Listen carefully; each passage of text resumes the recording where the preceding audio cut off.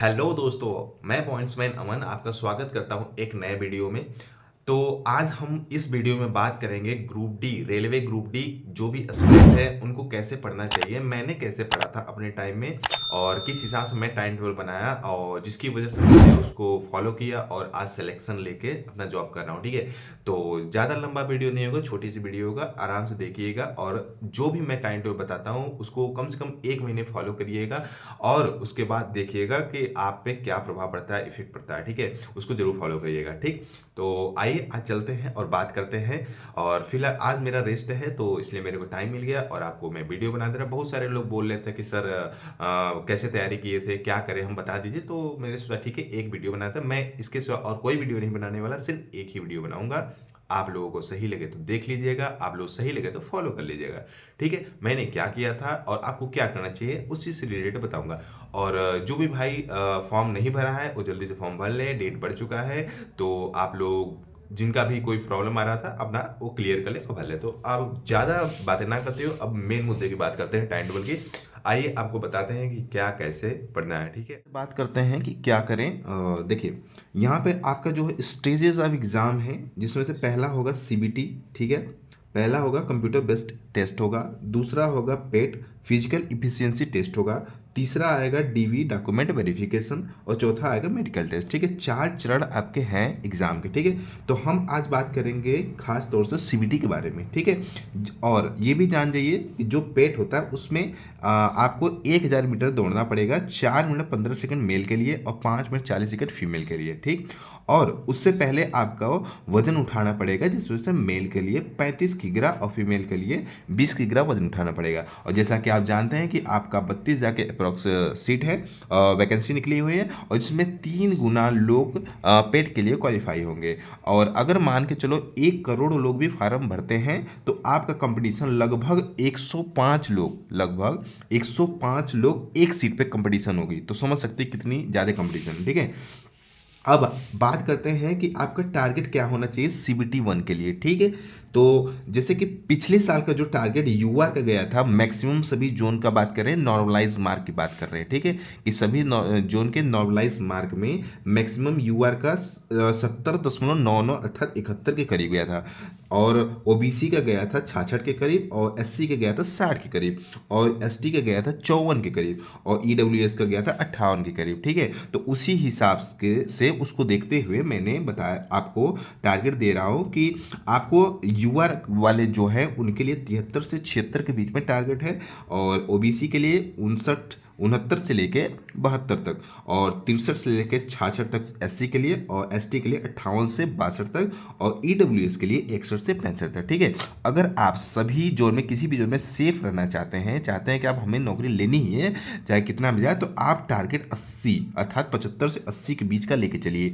अगर इसके बीच आता है तो आप किसी भी जोन से भरिए, कहीं से भी भरिए, आप सेफ रहेंगे। ठीक है, हाँ, पर तो ये हम बात कर रहे हैं आपका रॉ मार्क्स के, ना कि नॉर्मलाइज मार्क्स। आपको रॉ मार्क्स इतने लाने पड़ेंगे, जैसे कि यूआर है 73 से 76, रॉ मार्क्स लाने पड़ेंगे क्योंकि वैकेंसी बहुत कम है भाई, इसलिए आपको इतना नंबर लाना पड़ेगा, तभी जाकर आपको सिलेक्शन होगा, तभी आप मतलब कि निश्चिंत रह सकते हैं।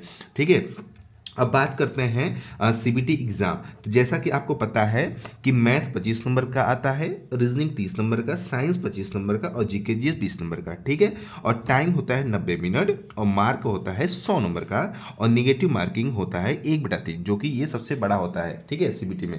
ठीक, ये रेलवे में 1/3 बहुत ज़्यादा होता है भाई, इसका विशेष तौर से ध्यान देना है एग्जाम देते टाइम। ठीक है सॉरी। तो अब आपका देखिए टाइम टेबल जो हम बनाए हैं ना, वो बनाए हैं 1 हफ्ते में 6 दिन पढ़ना है आपको और 1 दिन आपको रेस्ट रहना है और उसी दिन टेस्ट भी देना है और रिवीजन करना है। आपको 3 ऑप्शन है, चाहे रेस्ट कर लीजिए, चाहे टेस्ट दे दीजिए, चाहे रिवीजन दीजिए, 1 दिन आपके लिए छोड़ रहे हैं। ठीक है, तो हम 6 दिन के लिए आपका टाइम टेबल बनाए कि 6 दिन आपको करना क्या है। ठीक, तो अब आइए आपका टाइम टेबल देखिए।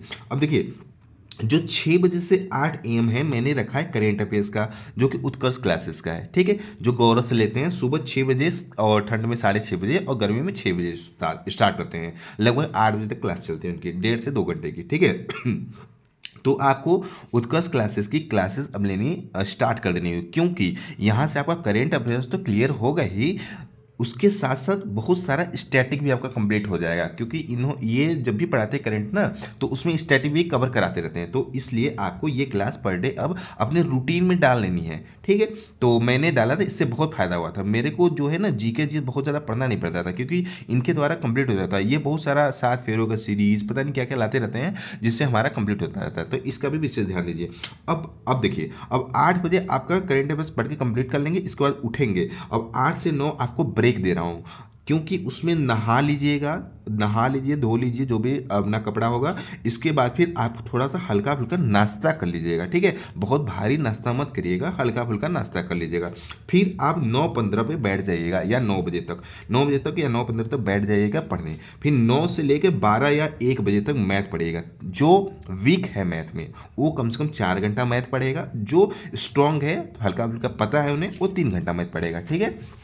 अब देखिए, इसके बाद 4 घंटे आपको मैथ के लिए दे दिए, फिर इसके बाद 1 घंटे का ब्रेक दे रहे हैं। उसमें आपको क्या करना है कि खाना पीना बन गया होगा, आप लोग खाना खा लीजिएगा। जो अगर बनाता होगा हल्का फुल्का 1 घंटे में बना के खा पी लेगा, 1 घंटे काफ़ी है, ठीक है। फिर अब आप बैठिएगा 2 बजे, 2 से 4 PM रीजनिंग पढ़िएगा। रीजनिंग को मैं 2 घंटे दे रहा हूँ भाई, रीजनिंग 30 नंबर का आएगा, इसलिए 2 घंटे दे रहा हूँ। अब 2 घंटे में क्या करना है आपको, 1 घंटे आपको थ्योरी पढ़ना है, और 1 घंटे आपको मॉक लगाना है, ठीक है, PYQ टाइप, ठीक, उसको लगाना है। और रीजनिंग के टीचर हैं दीपक सर, और जो भी भाई पीयूष सर हैं, बहुत सारे टीचर हैं, मगर हम दीपक सर को ही फॉलो करते आए हैं, इसलिए आपको दीपक सर को ही सजेस्ट करेंगे कि आप इनको फॉलो कर सकते हैं। फिर इसके बाद देखिए 30 मिनट का ब्रेक दे रहे हैं हम, ठीक है।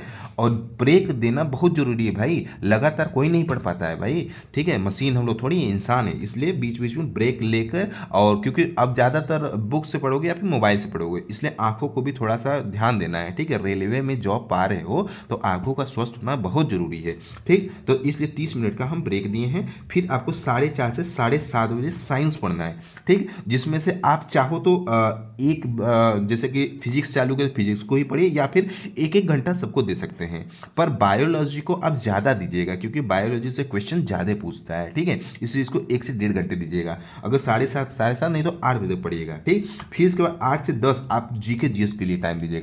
चाहे तो PYQ बुक कोई ले लीजिएगा, या फिर कोई नॉर्मल बुक ले लीजिएगा जीके जीएस का, पढ़ लीजिएगा, ठीक है।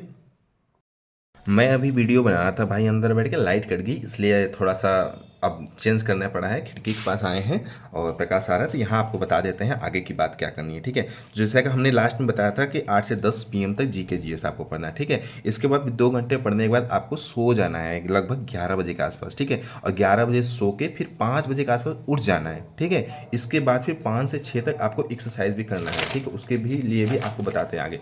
अब देखिए, अब रही बात, अब एक एक चीज़ के बारे में बात करते हैं, जैसे मैथ हो गया, ठीक है। अब मैथ में आपको क्या करना है, मैथ में पहला चीज़ कि किसी एक टीचर का BOD बैच ले लेना है, ठीक है। कि जैसे कि मान के चलो, मैं आदित्य रंजन सजेस्ट करूंगा, क्योंकि उनके समझाने का तरीका हर चीज़ बहुत मस्त लगता है हमें, ठीक है। तो आदित्य रंजन सर का जैसे आप बैच ले लिए, ठीक है।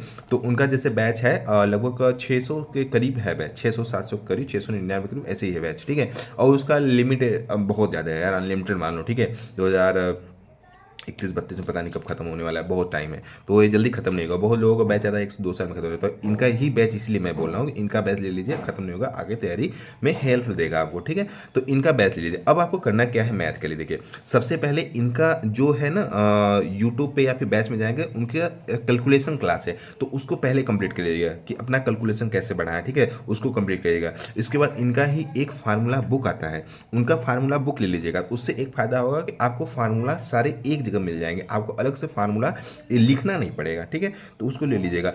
इसके बाद आपको बेसिक कंप्लीट करना है, ठीक है। और बेसिक कंप्लीट करते हुए, और इसके बाद जब बेसिक कंप्लीट हो जाएगा, फिर आप पहले तो बेसिक सवाल लगाइए, फिर जब बेसिक से आप लगाना सीख जाए, फिर आपको शॉर्ट में लगाना है सवाल कि कैसे शॉर्ट में उड़ाए, ठीक है। इसके बाद डेली चैप्टर वाइज प्रैक्टिस करिए। जैसे परसेंटेज है, परसेंटेज पहला चैप्टर कंप्लीट किए, तो उस पर चैप्टर वाइज टेस्ट दीजिए, चाहे किसी भी ऐप पे, चाहे टेक्स्ट बुक पे, चाहे किसी पे आप मॉक दे दीजिए, ठीक है। और फिर सिलेबस जब कंप्लीट पूरा हो जाएगा या फिर मान लीजिए 70-80% कंप्लीट हो जाता है तो आप फुल टेस्ट देना स्टार्ट कर दीजिएगा, ठीक है। फिर और जो भी सिलेबस पढ़िएगा, जो भी सिलेबस कंप्लीट करिएगा, अकॉर्डिंग ग्रुप डी के सिलेबस के अनुसार ही पहले खत्म करिएगा, इसके बाद फिर अतिरिक्त जो भी पढ़िएगा, ठीक है। और फिर रीजनिंग की बात करते हैं तो रीजनिंग में भी आप कोई एक बैच ले लीजिएगा और वहाँ से थ्योरी कंप्लीट कर लीजिएगा और फिर पर डे प्रैक्टिस दीजिएगा। जैसे कि मान के चलिए आप बैच नहीं लेना चाहते हैं तो यूट्यूब पे भी बहुत लोग थ्योरी कंप्लीट करा रहे हैं, जैसे कि इनका है दीपक सर एक अपना नया स्टार्ट किए हैं बैच यूट्यूब पे फ्री में, तो वहाँ से क्या है कि थ्योरी करा रहे हैं, तो वहाँ से थ्योरी आप कर लीजिए और वही प्रीवियस ईयर का मॉक भी लगवा रहे हैं तो मॉक भी लगाते जाइए, साथ में दोनों करिएगा 1-1 घंटे, ठीक है। 1 घंटे थ्योरी पढ़ लीजिएगा फिर मॉक लगाते जाइएगा रोज, ठीक है। इसके बाद फिर रही बात करेंट अफेयर्स की, तो करेंट अफेयर्स को उत्कर्ष क्लासेस आप ज्वाइन कर लीजिए। फिर जीके जीएस की बात करें तो एक कोई बुक या फिर कोई एक टीचर जैसे नवीन सर हो गए उनको फॉलो कर लीजिए। तो नवीन सर जैसे फॉलो करेंगे तो वो स्टैटिक जी के बहुत सारे वीडियो बना के रखे हैं, तो वहाँ से आपको स्टैटिक जी के कंप्लीट हो जाएगा। या फिर कोई एक बुक ले लीजिए जैसे लूसेंट हो गया या फिर प्रीवियस ईयर PYQ जिसमें आता हो वो ले लीजिएगा, ठीक है। तो लूसेंट ले लीजिएगा, लूसेंट से पूरा पढ़ लीजिएगा, ठीक।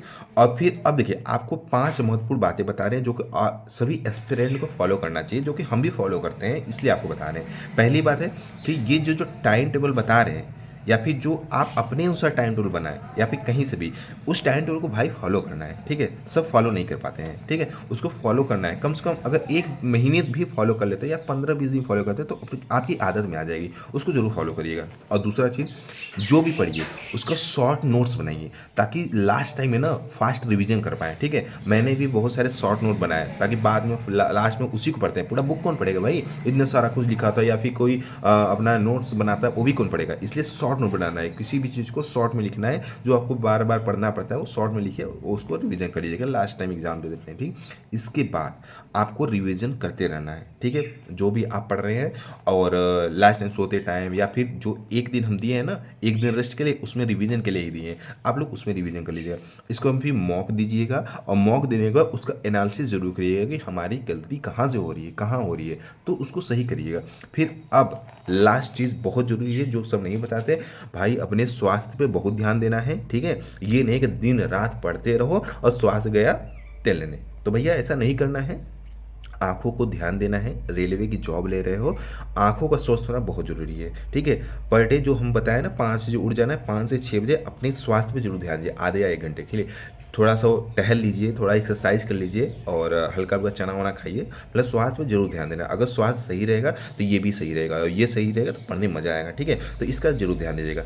अगर आपको अच्छी लगी होगी वीडियो तो लाइक करिएगा और नए आए होंगे तो सब्सक्राइब करना ना भूलिएगा और जो भी आपका क्वेश्चन हो कमेंट करके आप पूछ लीजिएगा, ठीक है, हम उसका रिप्लाई दे देंगे, ठीक। धन्यवाद।